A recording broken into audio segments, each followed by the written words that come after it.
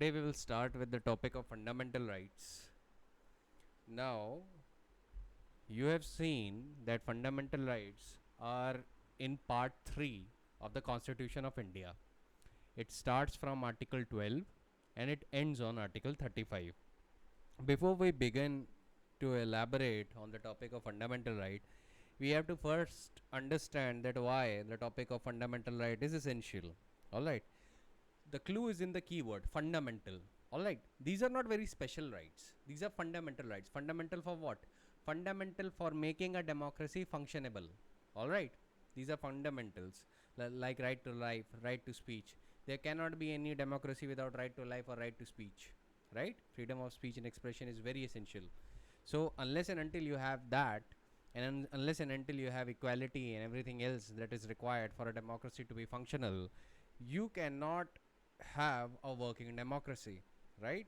That is the concept of fundamental right. So the underlying idea in entrenching and codifying fundamental rights in part 3 of the constitution is to take them out of the reach of political majorities. Okay? So that your rights are not subject to the whims and fancies of the government. The framers of the constitution decided that your rights would be codified and protected within the part 3 of the constitution itself. Now, these entrenched fundamental rights have a dual aspect. From one point of view, they confer justiciable rights on the people which can be enforced through the courts against the government. You understand that High Court and Supreme Court can enforce the fundamental rights. Fundamental rights that are in part 3 are justiciable, right? It means that you can go to the court to enforce those rights. So that is one aspect of entrenching these fundamental rights. And another point of view is that fundamental rights constitute a restriction and limitations on the power of governmental action. Okay, whether the government is at the center or at the state or it's a local government, the government cannot take any action, administrative or legislative, by which a fundamental right is infringed. Okay. Now, entrenchment means that guaranteed rights, the rights that has been guaranteed under the part 3, cannot be taken away by ordinary law. Ordinary law से, ordinary legislation से या किसी statutory enactment से आपके fundamental rights नहीं लिए जा सकते. और अगर ऐसा कोई लॉ इनैक्ट होता है विच कर्टेल्स और इन्फ्रिंजेस N entrenched right that is in part 3 of the Constitution of India, then that would be declared unconstitutional by the courts concerned. ठीक है? It is a fairly simple concept to understand. Okay. So you must understand that if the fundamental rights are to be amended, then that can be done by a very formal procedure that is located in Article 368 of the Constitution of India. It requires an amendment of the Constitution. Alright? An ordinary law cannot take the fundamental rights. Alright? That is why the fundamental rights are entrenched. Right? You understand the concept of entrenchment?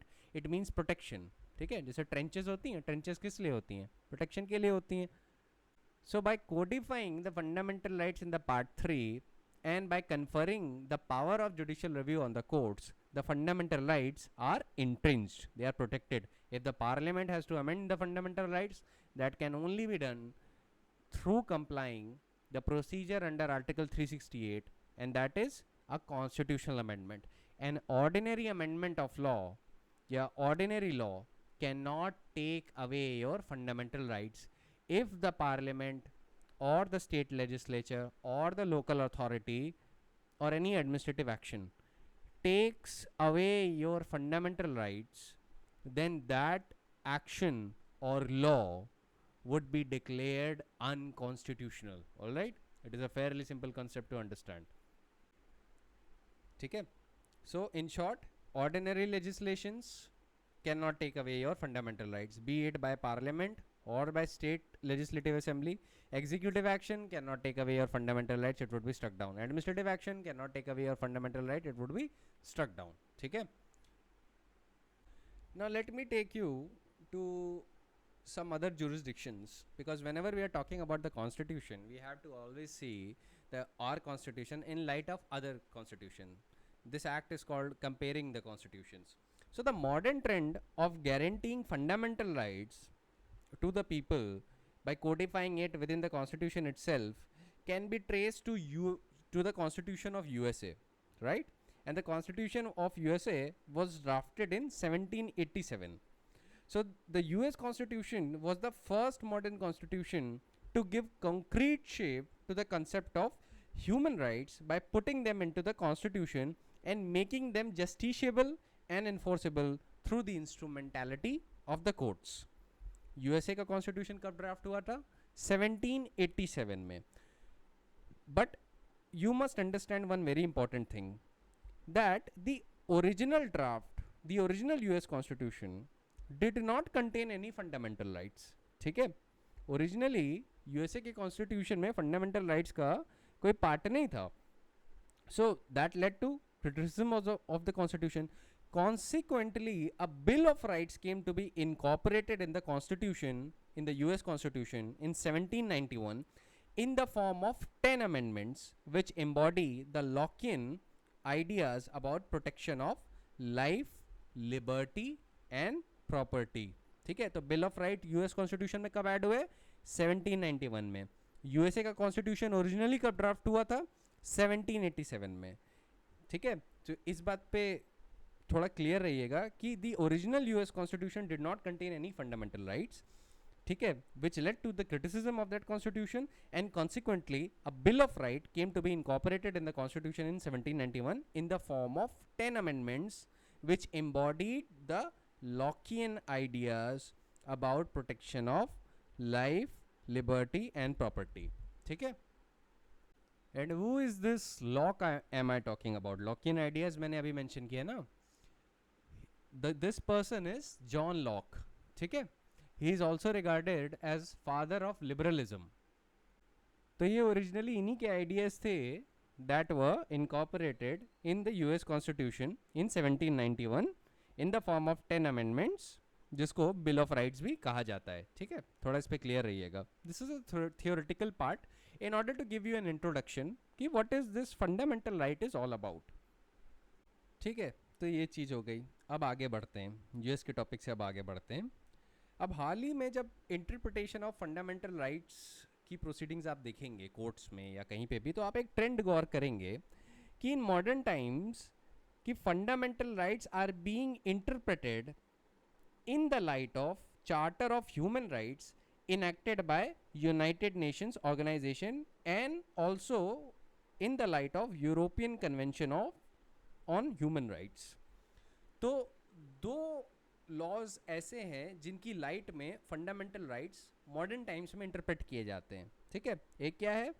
एक है your United nation organisation द्वारा enacted charter of human rights और दूसरा है European convention of human rights. ठीक है, these two laws are there. In fact, in the judgment of Chairman Railway Board versus Chandrima Das, AIR 2000 Supreme Court, page number 988, the Honorable Supreme Court said that the applicability of Universal Declaration of Human Rights and principles thereof may have to be read, if need be, into domestic jurisprudence. ठीक है, court कह रहा है कि अगर ज़रूरत पड़ेगी और सिचुएशन ऐसी है तो ये जो इंटरनेशनल लॉज हैं, universal declaration of human rights and European convention on human rights, इनको रीड इन किया जाएगा इनटू डोमेस्टिक ज्यूरिस्प्रूडेंस, और कई बार किया भी गया है. In fact it is most popularly used and it is a modern trend. सिर्फ इंडिया में ही नहीं, in all the democracies, in all the functional democracies of the world, there has been a trend which has been noticed कि जो courts हैं, जो constitutional courts हैं, वो universal declaration of human rights enacted by UNO और European convention on human rights दोनों को use कर रहे हैं for the purposes of interpretation. ठीक है, अब हम जरा आ जाते हैं यूनाइटेड किंगडम पे. ठीक है, अब यूनाइटेड किंगडम में एक बड़ी खास बात है कि there is no formal declaration of people for the people in the form of fundamental rights in Britain. Britain में you won't find fundamental rights जैसे हमारे पास पार्ट 3 है कॉन्स्टिट्यूशन में. ब्रिटेन का कॉन्स्टिट्यूशन इज अनरिटन, ठीक है, यू अंडरस्टैंड दैट. वहाँ पे फंडामेंटल राइट्स का कोई स्पेशली चैप्टर नहीं मिलेगा, ठीक है. वहाँ पे there is a doctrine called sovereignty of the parliament, ठीक है, the parliament is sovereign and it does not envisage a legal check on the power of the parliament, ठीक है. मतलब वहाँ पे कोर्ट्स जो हैं यूके में they can not check the power of the parliament. वो पावर ऑफ द एग्जीक्यूटिव तो चेक कर सकते हैं, but unlike our courts and the courts in United States, वो लेजिस्लेचर पे कोई चेक नहीं कर सकते, ठीक है. They can not restrain the legislature like हमारे यहाँ अगर अनकॉन्स्टिट्यूशनल लॉ इनैक्ट किया गया तो स्टक डाउन हो जाएगा. So in other sense, fundamental rights also act as a limitation on the power of parliament to enact a law. But in UK, there is no such limitation or check. वहाँ पे कौन सा concept चलता है? The concept of sovereignty of the parliament. ठीक है? अब British model की एक बड़ी खास बात समझिए, ठीक है. ब्रिटिश मॉडल जो है वो ऑर्डिनरली, इनफैक्ट आप 99% ऑफ द टाइम देखेंगे that it can not be duplicated anywhere else, ठीक है. ब्रिटेन एक स्मॉल और होमोजेनस कंट्री है, ठीक है, और वहाँ के जो ट्रेडिशंस हैं लीगल और डेमोक्रेटिक वो काफ़ी डीप रूटेड हैं, ठीक है. इनफैक्ट वहाँ पे आप जो जजमेंट्स देखेंगे they can be traced back as far as 1215 AD, ठीक है. उतने पुराने judgments are there which they can use as precedents. तो वहाँ पे जो लीगल रूट्स हैं और जो लीगल ट्रेडिशंस हैं वो काफ़ी डीप रूटेड हैं, ठीक है. पर ऐसी ही कंडीशन दूसरी कंट्रीज़ में प्रिवेल नहीं करती. जैसे आप हमारी कंट्री का एग्जांपल ले लीजिए, हमारी कंट्री कितनी डाइवर्स है, ठीक है. In fact we always say unity in diversity. हमारे यहाँ इतने कस्टम्स हैं, डिफरेंट ट्रेडिशंस हैं, डिफरेंट लीगल स्ट्रक्चर्स हैं, डिफरेंट लॉज हैं, हमारे यहाँ पर्सनल लॉज भी हैं. तो यहाँ पे जो ब्रिटेन जैसे जो स्ट्रक्चर्स हैं वो यहाँ पे पूरी तरीके से काम नहीं कर सकते, तो यहाँ पे टिंकरिंग की ज़रूरत होती है. So this is why Britain का जो मॉडल है वो डायरेक्टली इंडिया में प्रिवेल नहीं हो सकता. ब्रिटेन की तरह हम यहाँ पे अनरिटन गारंटीज नहीं दे सकते थे, क्योंकि यहाँ पे फ्रेमर्स ऑफ द कॉन्स्टिट्यूशंस को पता था कि अगर हमने यहाँ पे गारंटीज नहीं दी then it would lead to chaos and lawlessness. यहाँ पे किसी के भी राइट्स प्रोटेक्ट नहीं होंगे, ठीक है, क्योंकि यहाँ पे स्ट्रॉन्ग लीगल रूट्स नहीं थी. ये एक बहुत इंपॉर्टेंट पॉइंट था जो फ्रेमर्स ऑफ द कॉन्स्टिट्यूशन ने ध्यान दिया था. उनको पता था कि हमें जो गारंटीज है फंडामेंटल राइट्स की ये कॉन्स्टिट्यूशन में ही देनी पड़ेगी, और अगर हमने कॉन्स्टिट्यूशन में नहीं दी देन लोगों के राइट्स प्रोटेक्ट नहीं हो सकते. अब वापस चलते हैं ब्रिटेन पे. ब्रिटेन में अब आप जानते हैं कोई फंडामेंटल राइट्स नहीं है. ब्रिटेन ने European charter on human rights accept किया, ठीक है. उसका भी क्रिटिसिज्म ये हुआ था कि European charter on human rights does not bind the parliament. वो पार्लियामेंट को, ब्रिटेन की पार्लियामेंट को बाइंड नहीं करता है. It can only be use to interpret the local law at best. Parliament चाहे तो it can disagree with it, क्योंकि पार्लियामेंट्री सोवरेनिटी का कॉन्सेप्ट है वहाँ पे.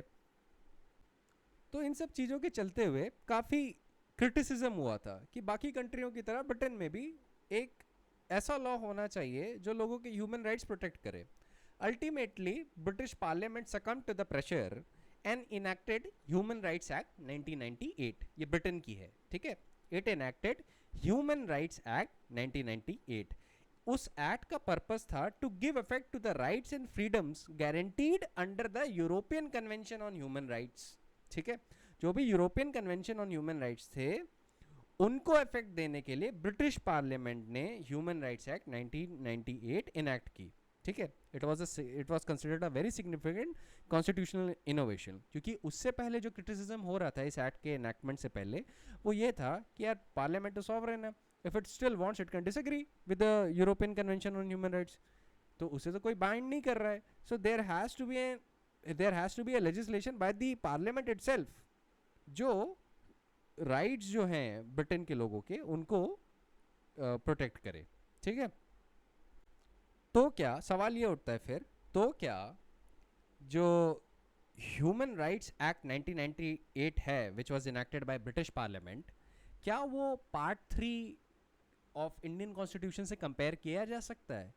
In other words, can the fundamental rights of the Indian Constitution can be comparable to the Human Rights Act 1998 enacted by British Parliament? The answer is no, and absolutely not. And let me tell you how. I'll elaborate the differences. In India, if a law is incompatible with the fundamental right, then the law is void. ठीक है, तब law क्या होता है? void होता है, शून्य होता है. That is not so in Britain. The Human Rights Act does not provide the courts with the power to strike down a legislation which is inconsistent with the convention rights. तो वहाँ पे courts क्या करते हैं? वहाँ पे the courts use a concept called declaration of incompatibility.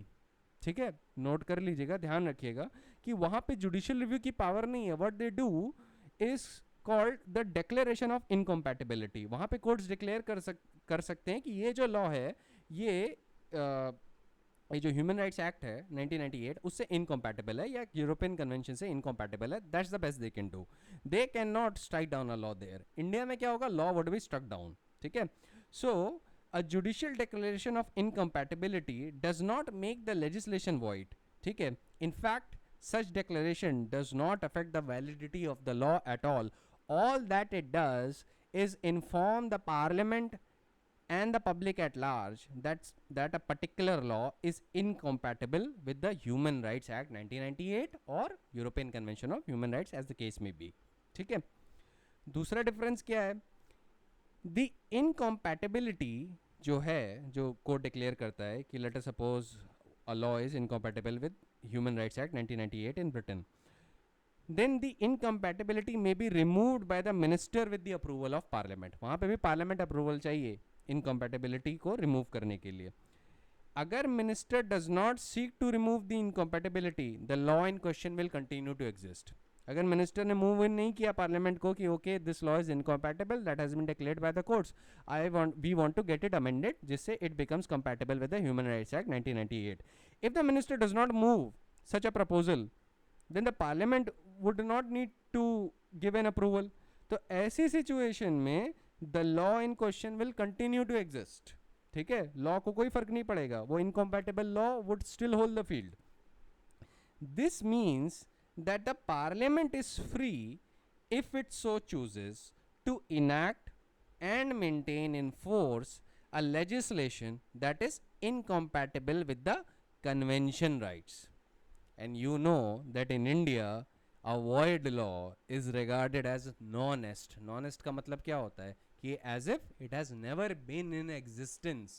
वो existence में ही नहीं है. वहाँ पे इंडियन पार्लियामेंट को कोई रिपील या कोई भी अलग से लॉ बनाने की ज़रूरत नहीं बनेगी कि पिछला लॉ जो कोर्ट ने वॉइड डिक्लेयर कर दिया हम उसको हटा रहे हैं in order to complete the process. No, यहाँ पे जिस टाइम कोर्ट ने बोला द लॉ इज वॉइड, वो वॉइड हो जाएगा. It would be as if it has never been in existence. यहाँ पे जो लॉ है वो जड़ से ख़त्म होता है. ठीक है. So let us suppose the law is like a tree and the court were to pronounce that the law is void. तो लॉ जो है ना, सिर्फ उसका पेड़ की ब्रांचेस या स्टेम नहीं हटेगा, वो उसकी जड़ें तक खत्म हो जाएगा. It would be wiped out as if it was never in existence. ठीक है, ये बड़ा ही इंपॉर्टेंट फीचर है. इस पे मैं अभी आगे एलैबोरेट करूंगा जब आर्टिकल 13 की बात करेंगे. तीसरा डिफरेंस क्या है? तीसरा डिफरेंस ये है कि a British act is only an act passed by the parliament. हम ब्रिटिश कॉन्स्टिट्यूशन की अभी बात कर रहे हैं. British Act is only an act passed by Parliament. Parliament, if it so wants, can repeal or amend the same by passing another act. The act is not entrenched against repeal, but can be repealed in an ordinary way. ठीक है, हमारे fundamental rights are entrenched, but जो British constitution में के context में जब हम बात कर रहे हैं, we are talking about human rights act 1998, तो वहाँ पे there is no such protection. Parliament ने जिस तरीके से वो लॉ बनाया है उस तरीके से वो लॉ वापस भी ले सकती है. That is entirely the consent and will of the parliament. Why? Because वहाँ पे कौन सी थ्योरी चलती है? The sovereignty of the parliament. The parliament is sovereign there. ठीक है. On the other hand, in India a declaration of fundamental rights in the constitution is a more enduring and abiding nature, is of a more enduring and abiding nature than a mere statutory declaration of rights. ठीक है, because to make a change in the fundamental rights, the constitution needs to be amended, which is a much more arduous and elaborate procedure than passing or amending an ordinary law. ठीक है, तो ये main difference है British fundamental laws में और हमारे laws में. ठीक है, we are comparing in the context of fundamental rights. Fundamental rights एक तरीके से कंपेरेबल है ह्यूमन राइट्स के, like your right to equality, freedom of speech and your right to life, personal liberty, etcetera etcetera. These are all human rights. ठीक है, and they are there to make a democracy functionable. ठीक है, इनके बिना कोई democracy exist ही नहीं कर सकती. अब यूएस का मैंने बता दिया, यूके का मैंने बता दिया, अब इंडिया पे आ जाते हैं. ठीक है, ऑस्ट्रेलिया और कनाडा का बताने का कोई फ़ायदा नहीं है कि यूजुअली वो पूछा नहीं जाएगा आपसे, लेकिन let us come to India. ठीक है, पहले तो इंडिया में क्या सीन है. देखिए, इंडिया में फंडामेंटल राइट्स पार्ट 3 में क्यों आए, उसका एक बहुत गहरा रीज़न है.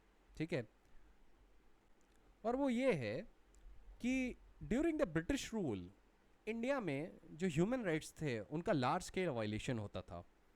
तो जो कांग्रेस पार्टी थी वही एक मेन पॉलिटिकल पार्टी थी, and for a long time they have been demanding a certain human rights during those British rules. ठीक है, तो फ्रेमर्स ऑफ द कॉन्स्टिट्यूशन, जिनमें से ज़्यादातर have suffered long इनकार्सरेशन during British regime and violation of human rights, they had a very positive attitude regarding these fundamental rights. ठीक है, उनको ये था कि नहीं, जिस तरीके से हमारे राइट्स हमने देखा था ब्रिटिश रूल में कैसे वायलेट हुए हैं, वी वांट कि जो हम एक नई कंट्री बनाने जा रहे हैं इसमें वी वांट दैट कि हमारा जो कॉन्स्टिट्यूशन है that protects the rights of the people. ठीक है, they shouldn't be subject to the will of the government. ठीक है, दूसरा रीज़न क्या था. दूसरा reason, framers of the constitution को ये भी रियलाइज था कि इंडियन सोसाइटी जो है it is fragmented into many religious, cultural and linguistic groups.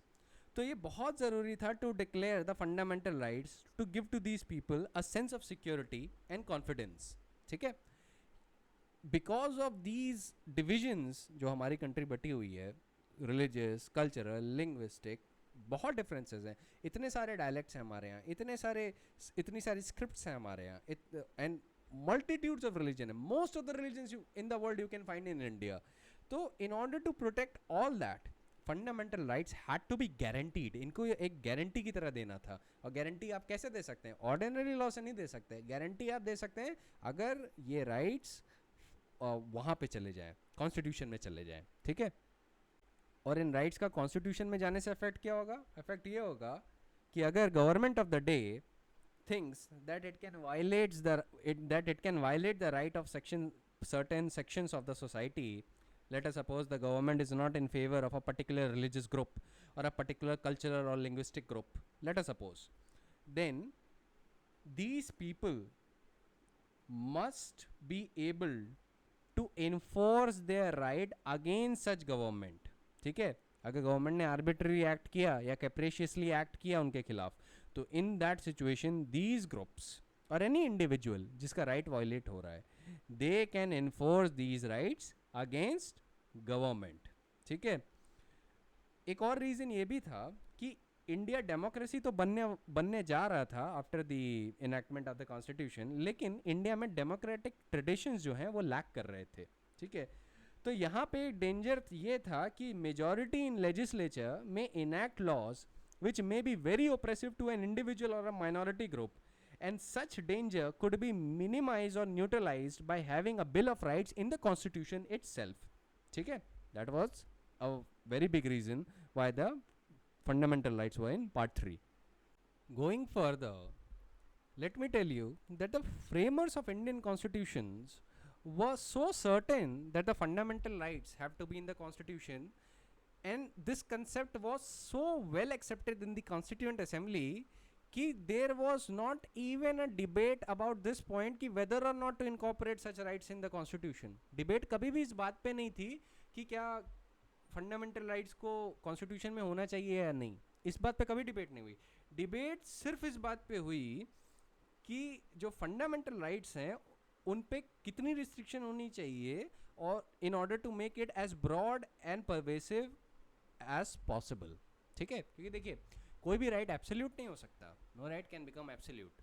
तो ऐसी सिचुएशन में एक जितनी भी आप कॉन्स्टिट्यूएंट असेंबली की डिबेट्स पढ़ेंगे यू विल रियलाइज कि मोस्टली वो जो डिबेट्स कर रहे हैं वो इसी पॉइंट पे कर रहे हैं कि what should be the appropriate limitation on it. ठीक है, जैसे फ्रीडम ऑफ स्पीच में unity and integrity of India, friendly relations with foreign state, contempt of court, defamation, incitement to an offence, etcetera limitations हैं.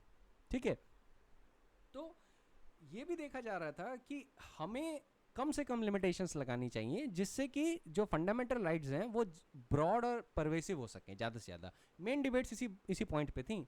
हर fundamental rights पे आप जितना भी discussion पढ़ेंगे कॉन्स्टिट्यूएंट असेंबली की डिबेट्स में वो आपको इन्हीं पॉइंट पे मिलेगा कि इस पर क्या लिमिटेशन होनी चाहिए या उसको कितना और परवेसिव, ब्रॉड या परवेसिव बनाना चाहिए. इन्हीं बात पे मिलेगी. कभी भी इस बात पे डिबेट नहीं मिलेगी कि क्या फंडामेंटल राइट्स कॉन्स्टिट्यूशन में होने चाहिए या नहीं.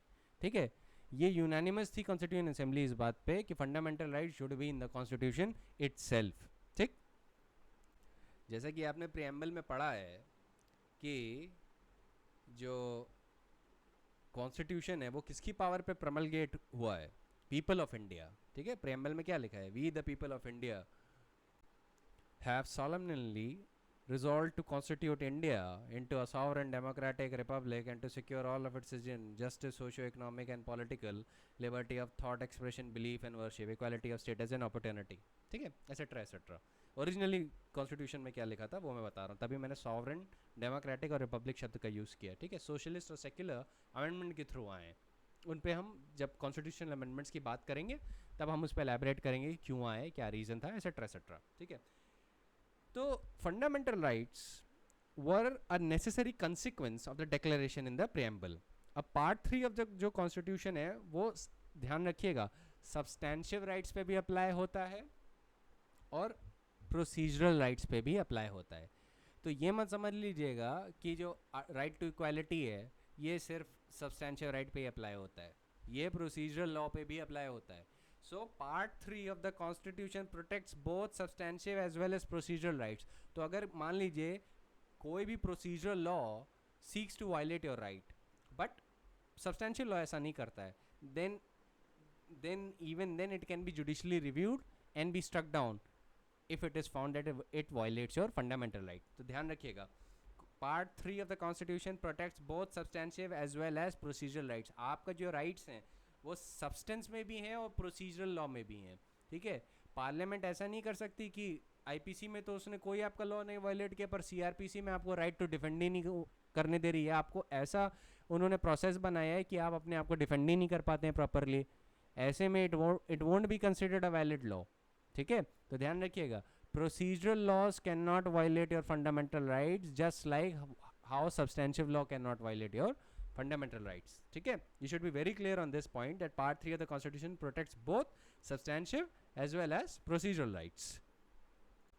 अब हर fundamental rights के दो एस्पेक्ट होते हैं. ठीक है, दो जनरल एस्पेक्ट होते हैं. क्या होते हैं? पहला, that they act as a fetter on the plenary legislative power. ठीक है, वो legislative power पे as a fetter काम करते हैं. That is the first aspect. दूसरा, they provide the conditions for fuller development of the people including their individual dignity. Let us suppose you are not given right to equality, तो क्या आप अपने आप को properly develop कर पाएंगे? मान लीजिए there is a person A and there is a person B. Person A को गवर्नमेंट सारी फैसिलिटी दे रही है, सारी की सारी, उसकी फाइनेंसेस फ्री, सब कुछ फ्री, पर पर्सन बी को कोई फैसिलिटी नहीं दे रही है. And they both are situated in equal circumstances. ध्यान रखिए मैंने ये जो शब्द यूज़ किया है, they both are situated in equal circumstances, दोनों ही हर सर्कमस्टेंस में बराबर हैं. ऐसे में आर्टिकल 14 का वायलेशन हुआ. ठीक है, तो आप एक बात बताइए कि क्या यहाँ पे जो पर्सन बी है क्या अपने आप को फुली डेवलप कर पाएगा? नहीं कर पाएगा. उसको वो फैसिलिटी और अपॉर्चुनिटीज जब मिलेंगी नहीं तो कैसे अपने आप को डेवलप करेगा? So that is why fundamental rights are there.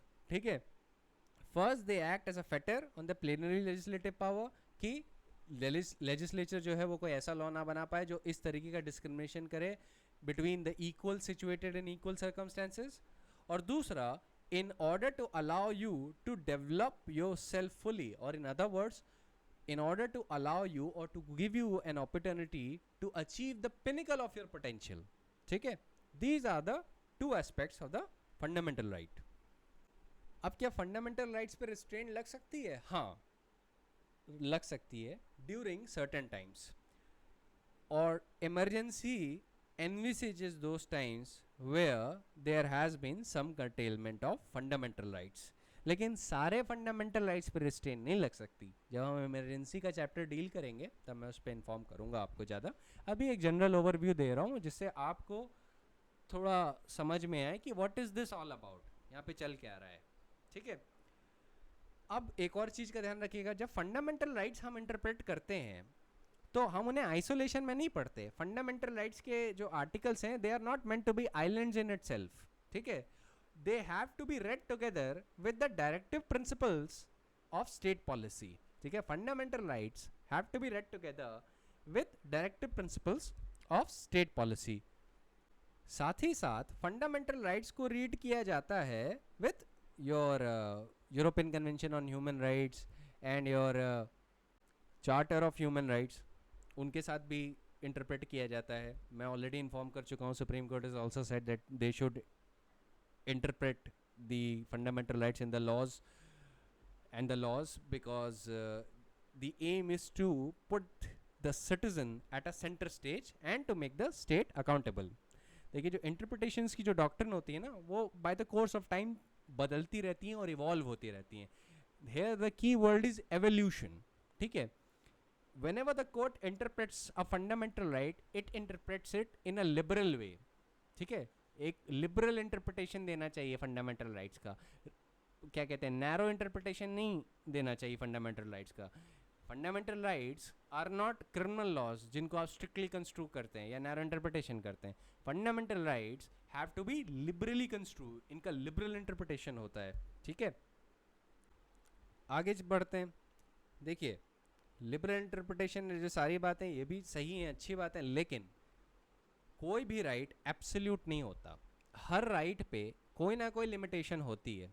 जैसे आर्टिकल 21 का एग्जांपल ले लीजिए, पर्सनल लिबर्टी की गारंटी है. तो क्या पर्सनल लिबर्टी के नाम पे can you beat another person? No. Personal liberty is only situated till the area where you do not affect the rights of others. ठीक है, जब आपकी लिबर्टी दूसरे के राइट को अफेक्ट करने लगे तो वहाँ पे आपकी लिमिटेशन है. ठीक है, जनरल सेंस में बोल रहा हूँ, नॉट इन लीगल सेंस. ठीक है, लीगैलिटी तो अभी केस लॉ और बाकी चीज़ें तो सारी डिस्कस होंगी, पहले जनरल सेंस में समझिए. Because the constitution is a living and breathing subject. ठीक है, it is a social organic document. तो ऑर्गेनिक डॉक्यूमेंट है तो उसको पहले आप जनरल सेंस में समझते हैं, फिर आप लीगल सेंस में समझते हैं. You can not just straight forward jump in legal sense. ठीक है, तो आपको इतना समझ में आ गया कि लिबरल इंटरप्रिटेशन होना है, बाकी चीज़ें कैसे होनी है. तो अब हम थोड़ा बात करते हैं कि फंडामेंटल राइट्स कैसे ग्रुप्ड है. Now the groupings are fairly simple. First is right to equality comprising of article 14 to 18. Then there is right to freedom comprising article 19 to 22. Then there is right against exploitation consisting of articles 23 and 24. Then there is right to freedom of religion that is guaranteed by article 25 to 28. Then there are cultural and educational rights guaranteed by articles 29 and 30. And then there is right to constitutional remedies that is secured by article 32 to 35. Now, before the 44th Amendment Act of 1978, there used to be right to property as well. But right now, it's not there. ठीक है, अब वो नहीं है. It's not in existence as a fundamental right. Rather, it has been changed to a constitutional right. Why a constitutional right? Because it's within the constitution. But it's not a fundamental right. Right to property is no longer a fundamental right. It is a constitutional right. Where is it situated? It is situated under Article 300NA of the Constitution. ठीक है? This is Chapter 4, Right to Property. It has been added there by 44th Amendment Act of 1978. ठीक है? Article 300A. So always remember, right to property is not a constitutional right. Sorry, it's not a fundamental right, but it's a constitutional right. ठीक है? Right to property is not a fundamental right, but it's a constitutional right. Why a constitutional right? Because it is within the constitution. Why it is not a fundamental right? Because it is not within part 3. ठीक? Now we come on some cases which talk about that how will you interpret the fundamental right. मैंने generally बता दिया था. Now I will talk in the context of the case law. ठीक है? Now post 1977 era, there has been emphasis that the fundamental rights have to be liberally construed, especially the right to life and personal liberty. That is why you see so many rights added under Article 21. ठीक है? And the most landmark case on Article 21 and regarding the interpretation of Part 3 of the Constitution of India is Menka Gandhi. ठीक है? Menka Gandhi versus Union of India. Its citation is AIR 1978 Supreme Court page number 597. ठीक है? In that, the Honorable Supreme Court observed that the attempt of the court should be to expand the reach and the ambit of the fundamental rights rather than to attenuate their meaning and content by a process of judicial construction. मतलब the court is saying that courts, High Court और Supreme Court का जो attempt है interpretation का, it should be to expand the reach of and the ambit of the fundamental rights. उसको judicial process से restrict नहीं करना चाहिए. ठीक है? By the way of interpretation, the fundamental rights are not to be restricted but to be expanded upon. ठीक है? अब ये बहुत बड़ा shift था. Why? Because Supreme Court in A.K. Gopalan versus State of Madras took a different view. वहाँ पे restrictive approach पहले थी. ठीक है? वहाँ पे literal interpretation का era कहलाता था वो. लेकिन 1977 से मेनका गांधी के केस से ये लिबरलाइजेशन का एरा कहलाता है, जहाँ पे liberalisation in context of judicial interpretation. ठीक है? तो यहाँ से 1977 से Maneka Gandhi versus union of India के केस से the laws were meant to be liberally construed, the fundamental rights were meant to be liberally construed, especially the articles which protect the right to life and personal liberty. क्योंकि courts ने emergency के दौरान क्या हुआ देखा था अपनी आंखों से. उसके बाद से कोर्ट्स के अंदर जो गवर्नमेंट को लेके जो ट्रस्ट था वो चला गया.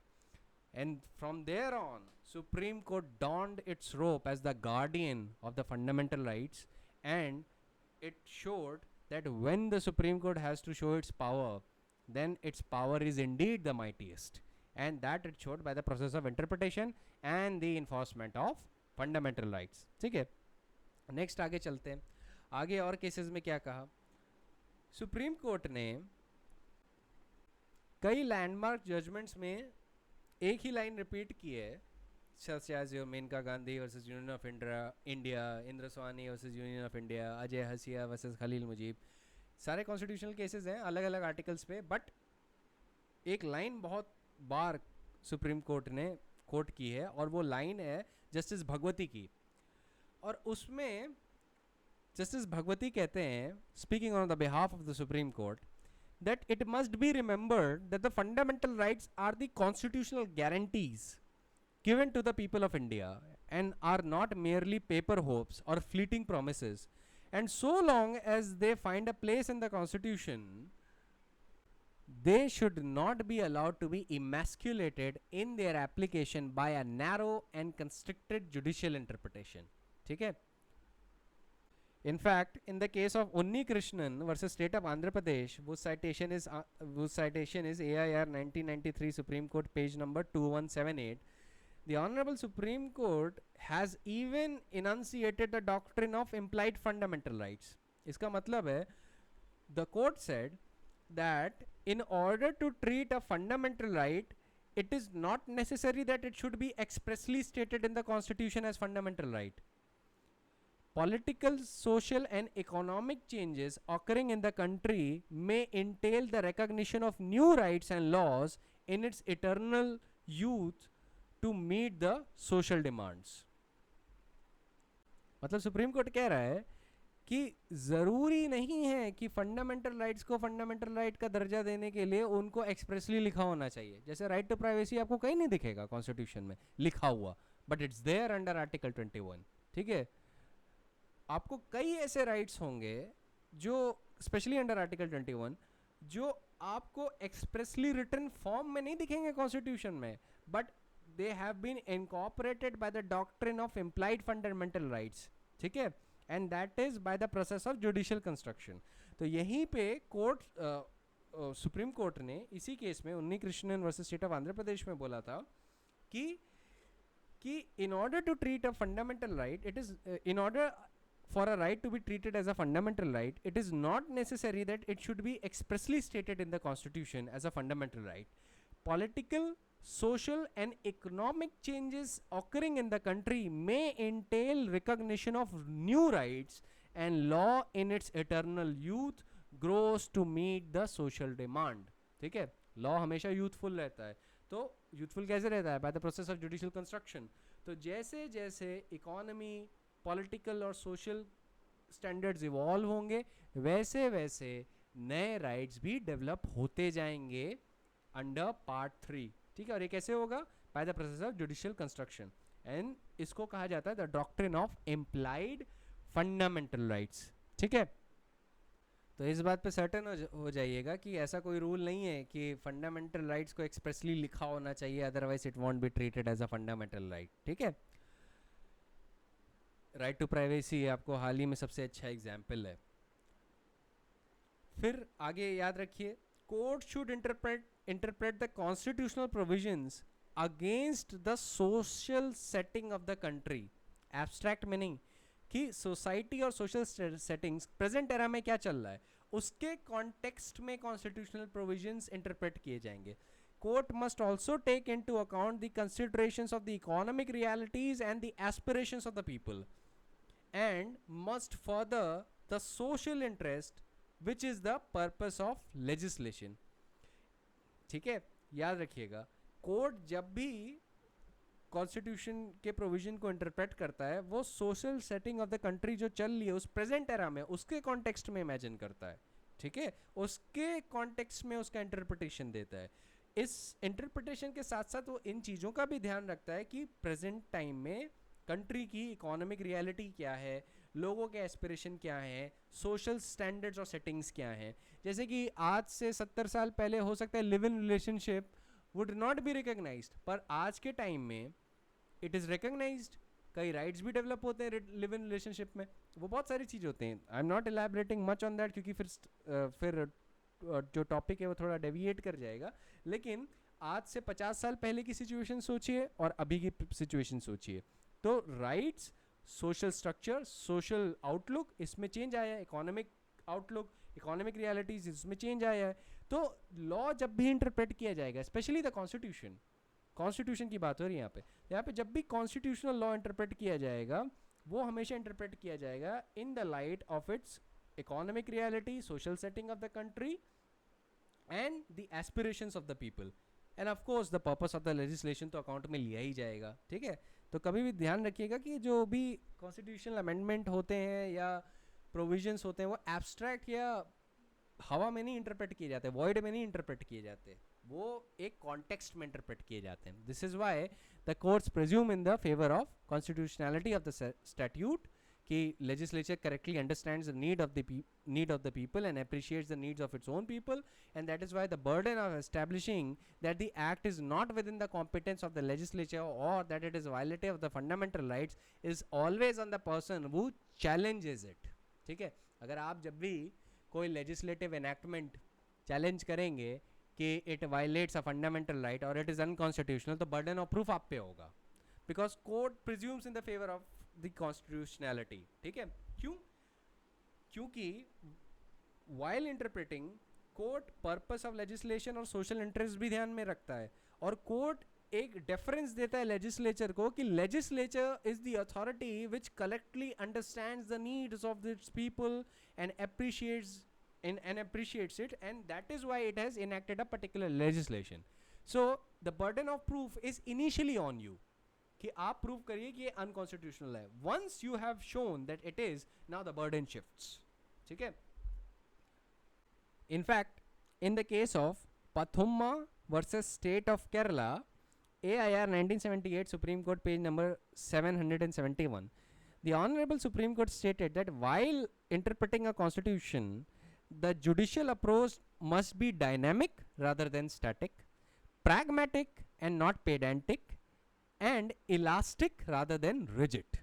ठीक है, it is a very good judgment. ये देखिए जितने भी जजमेंट्स अभी कोट कर रहा हूँ, it is for the purpose कि आप समझें कि कॉन्स्टिट्यूशन में क्या है, फंडामेंटल राइट्स क्या है, इन्हें इंटरप्रेट कैसे किया जाता है.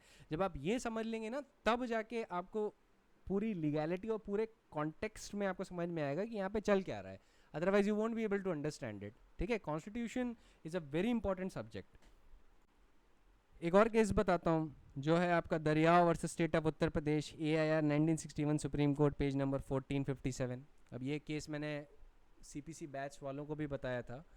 It was in context of res judicata and writ petitions. ठीक है, इसमें भी क्या कहते हैं, Supreme Court commented on its role entrusted to it under the constitution to protect the fundamental rights. आपको पता है Supreme court is the guardian of the constitution and the guardian of the fundamental rights. ठीक है, तो वहाँ पे इसी case में सुप्रीम कोर्ट कहता है, and I quote, the fundamental rights are intended not only to protect the individual's rights, but they are based on high public policy. Liberty of the individual and the protection of his fundamental rights are the very essence of the democratic way of life adopted by the Constitution, and it is the privilege and the duty of this court to uphold those rights. This court मतलब Supreme Court, would naturally refuse to circumscribe them or to curtail them except as provided by the Constitution itself. Supreme court कह रहा है कि हम अपने आप से कभी भी फंडामेंटल राइट को सर्कमस्क्राइब या रिस्ट्रेन नहीं करेंगे bye the process of narrow judicial interpretation, जब तक कि संविधान, constitution itself does not restrain them. ठीक है, अब आगे बढ़ते हैं. फंडामेंटल राइट्स एक और एरियाज ऑफ लॉ में बहुत इंपॉर्टेंट रोल प्ले करते हैं. कौन सा एरिया है वो? एडमिनिस्ट्रेटिव लॉ का एरिया. ठीक है, there the fundamental rights play a very very important role. अब आप जानते हैं कि मॉडर्न एडमिनिस्ट्रेटिव लॉ में large amount of description is left with the executive and administrative authorities. ठीक है, यहाँ पे कई फंडामेंटल राइट्स ऐसे हैं जैसे आर्टिकल 14, 19, 22 और 31 जो इस एडमिनिस्ट्रेटिव लॉ के एरिया जो है उसमें काफ़ी मेजर रोल प्ले करते हैं. ठीक है, अब मैं आपको पहले ही बता चुका हूँ कि फंडामेंटल राइट्स सब्सटेंशिव और प्रोसीजरल दोनों लॉ पे अप्लाई करेंगे.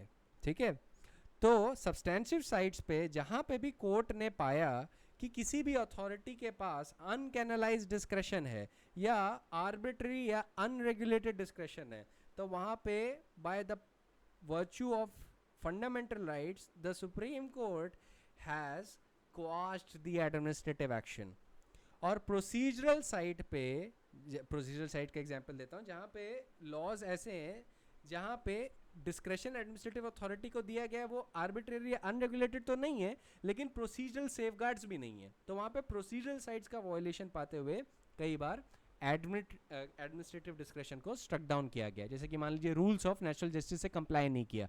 ये सब्सटेंशिव एडमिनिस्ट्रेटिव लॉ या सब्सटेंशिव लॉ का पार्ट नहीं है, ये प्रोसीजरल लॉ का पार्ट है. ऑर्डी अल्टरम पार्टम किस चीज़ का रूल है? ये आपका प्रोसीजरल लॉ का रूल है कि you need to hear the other side. अगर मान लीजिए कोई भी एडमिनिस्ट्रेटिव अथॉरिटी सर्विस लॉ में बिना किसी को सुने हुए कोई भी डिस्कशन पास कर दे, even though that discussion is canalised not uncanalised या आर्बिट्रेरी नहीं है, लेकिन प्रोसीजरल सेफगार्ड ढंग की नहीं है, हियरिंग की अपॉर्चुनिटी ही नहीं दी गई है, किसी को अपना वर्जन देने का ही परमिशन नहीं दिया गया है, तो ऐसी सिचुएशन में यहाँ पे प्रोसीजरल लॉ का वायलेशन हुआ है, यहाँ पे प्रोसीजरल सेफगार्ड्स का वायलेशन हुआ है और वहाँ पे एडमिनिस्ट्रेटिव एक्शन इनवैलिडेट हुआ है. ज़्यादातर जो कॉन्स्टिट्यूशनल लॉ की जो प्रैक्टिस होती है ना सुप्रीम कोर्ट और हाई कोर्ट में, वो लेजिस्लेटिव एक्ट को स्ट्रक डाउन करने के लिए नहीं यूज होती, वो तो रेयरली इंस्टेंसेस आते हैं तब होता है. Majority 99% of the time you will find that it is the administrative law that has been put to challenge in the High Court and Supreme Court on the constitutional side. ठीक है, जहाँ पे fundamental rights का quotation होता है. ठीक है, तो इस चीज़ का ध्यान रखिएगा. That is the bulk of the constitutional law practice administrative law के एरिया में. अब आप सोचिए, जैसे मान लीजिए कोई एडमिनिस्ट्रेटिव अथॉरिटी है, उसने बिना ड्यू प्रोसीजर से कंप्लाई किए हुए अपना डिस्क्रिप्शन एक्सरसाइज कर दिया और डिस्क्रिमिनेटरी वे में एक्सरसाइज किया. तो ऐसी सिचुएशन में कोर्ट्स क्या करेंगे? Courts will quash such description and the exercise of such description. आपको एग्जांपल देता हूँ, मान लीजिए the government has invited certain tenders, ठीक है, फॉर अ पर्टिकुलर प्रोजेक्ट। अब रूल्स क्या है? रूल्स ये हैं कि लोवेस्ट बिडर को दिया जाएगा वो टेंडर, और अगर एडमिनिस्ट्रेटिव अथॉरिटी को लगता है कि जो एक बिडर है वो हालांकि उसने कोटेशन हायर किया है लेकिन उसके वो क्वालिटी अच्छी प्रोवाइड करेगा, तो आप उसको भी दे सकते हैं, ठीक है। अब जो ऑफिसर, एग्जीक्यूटिव ऑफिसर जो अपॉइंट किया गया है, वो will be authority to grant such tender. तो ऐसी सिचुएशन में वो मान लीजिए ऐसा कर देता है कि मन माने ढंग से कर देता है, वो लोएस्ट बिडर को नहीं देता है, वो देखता है कि यार ये मेरा फ्रेंड है और ये भी इसी एरिया में है, मैं इसको टेंडर दे दे सकूँ कि मेरा मन है, मेरा डिस्क्रिप्शन है। अब यहाँ पे वो मनमाने तरीके से अगर काम कर रहा है ना, तो उसका डिस्क्रिप्शन उड़ा दिया जाएगा, बिल्कुल स्टक डाउन हो जाएगा। और यहाँ पे गवर्नमेंट को कोर्ट में बताना पड़ेगा कि भाई आपने इनको टेंडर क्यों दिया। और अगर कोर्ट ने पाया कि ये जो टेंडर दिया गया था ये प्रॉपर वे में नहीं दिया गया था, the court will wipe out such administrative description. 2G spectrum scam में क्या हुआ था? यही हुआ था, ठीक है। जो स्पेक्ट्रम अलोकेशन था वो ढंग से नहीं हुआ था, वहाँ पे first come first serve basis पे दिया गया था। तो ऐसे में supreme, what did the supreme Court did?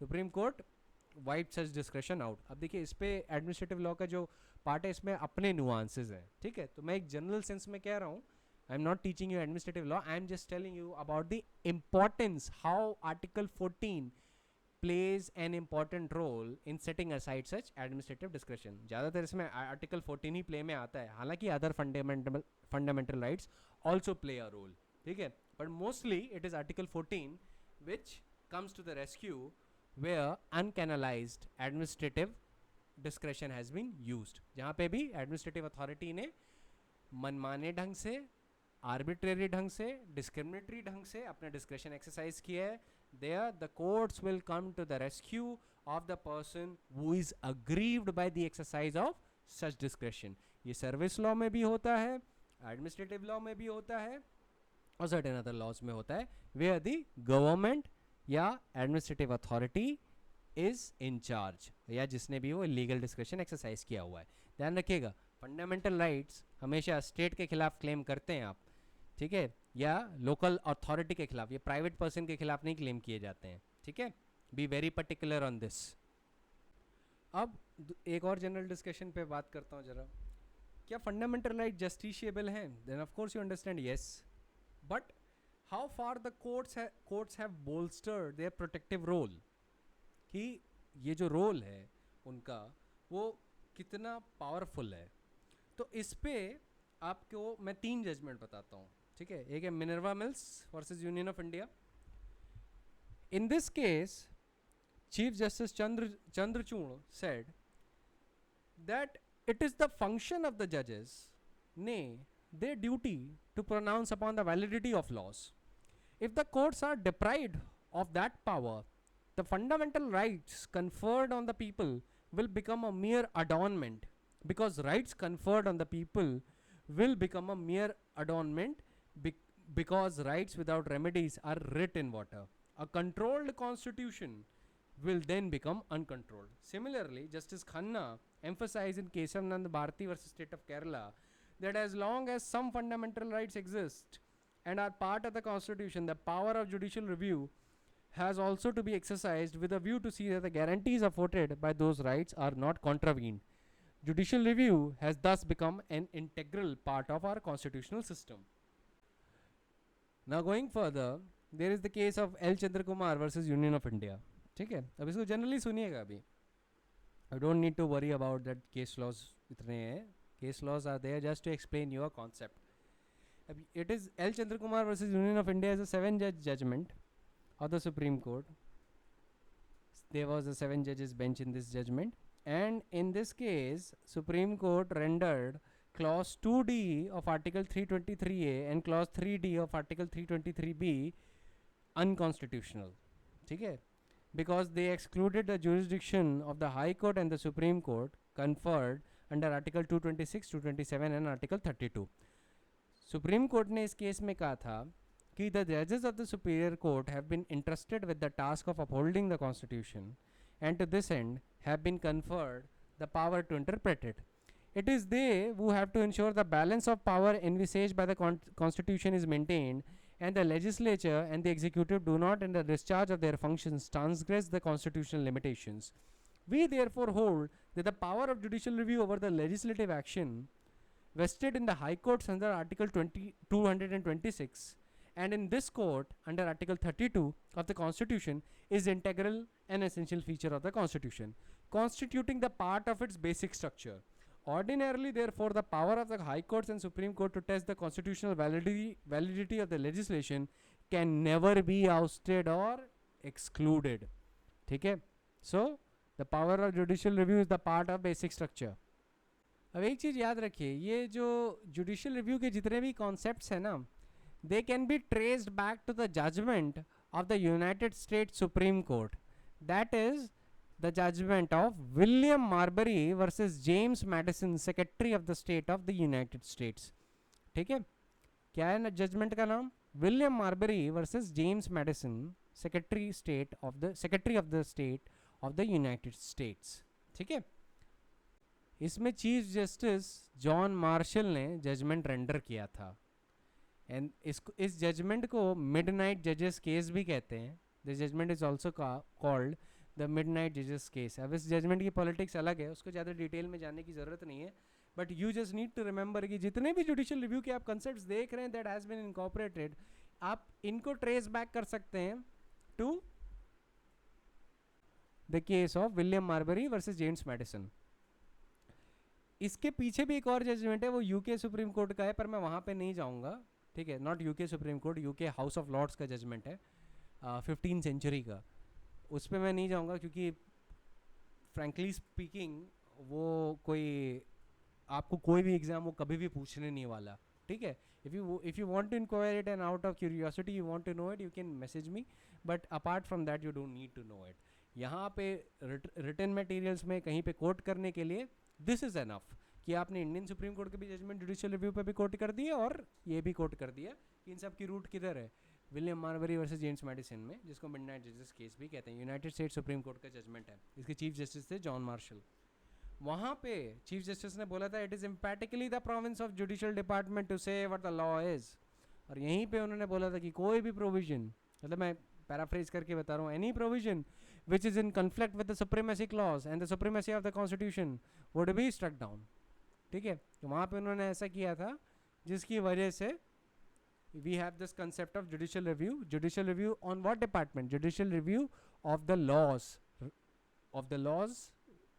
rendered by legislature. ठीक है, तो हमने justiciability की भी बात कर ली कि by the virtue of judicial review your fundamental rights are justiciable. आप उनको कोर्ट में ले जा सकते हैं, और अगर कोई लॉ लेजिस्लेचर ने रेंडर किया है जो अनकॉन्स्टिट्यूशनल है then you can have it struck down. ठीक है, और अगर कोर्ट ने उसको बोल दिया वो वॉइड है तो it becomes void ab initio, non est हो जाता है in the eyes of law. ठीक है, when the court, Indian Supreme Court और the United States Supreme Court declares a law void, it is void ab initio. ठीक है, अब इस पर भी थोड़ा इलेबरेट करना है, जब आर्टिकल 13 पे हम लोग डिटेल में बात करेंगे तब हम करेंगे. अभी के लिए आप जान लीजिए कि यहाँ पे अगर लॉ स्ट्रक डाउन हुआ है आर्टिकल 13 के क्लॉज 2 में, पार्लियामेंट ने कोई लॉ रेंडर किया है, then such law will become void ab initio. It means from its very inception, शुरुआत से ही वो वॉइड हो जाएगा. अब उसमें डॉक्ट्रिन ऑफ एक्लिप्स भी है एक चीज़, वो मैं आपको आर्टिकल 13 पे जब आऊँगा तो मैं समझाऊँगा. ठीक है, यहाँ पे इंडिया में डिक्लेरेशन ऑफ इनकॉम्पैटिबिलिटी नाम की कोई चीज़ नहीं होती है जैसे कि यूनाइटेड किंगडम में होता है. यूनाइटेड किंगडम में डिक्लेरेशन ऑफ इनकॉम्पैटिबिलिटी होती है. वो कैसे होता है वो मैं आपको अभी पहले ही बता चुका हूँ when I was informing you of the difference between the UK and United States और यूके एंड इंडिया, कि इंडिया में कैसे fundamental rights are superior than as compared in United Kingdom. तो in other words, under part 3 the constitutional framers have given teeth to the Supreme Court by the virtue of judicial review. ठीक है, by the virtue of judicial review the superior courts, the constitutional courts have also teeth. वो सिर्फ बातें नहीं कर सकते हैं, they can also render a legislative act void. That cannot be done in United Kingdom. ठीक है, So in that sense, judicial review makes the constitutional courts, and especially the apex court, the guardian, protector and interpreter of the fundamental rights and of course the constitution itself. ठीक है, तो आज के लिए इतना ही. Tomorrow we will start with article 12, फिर हम आएंगे article 13 पे and we will go in sequence. ठीक है, इस जनरल ओवरव्यू का पर्पस ये था to ease you into the constitution, कि what is the constitution is all about, to give you a basic introduction of the fundamental rights and how the things work. ठीक है, so that is it for today. I'll see you tomorrow.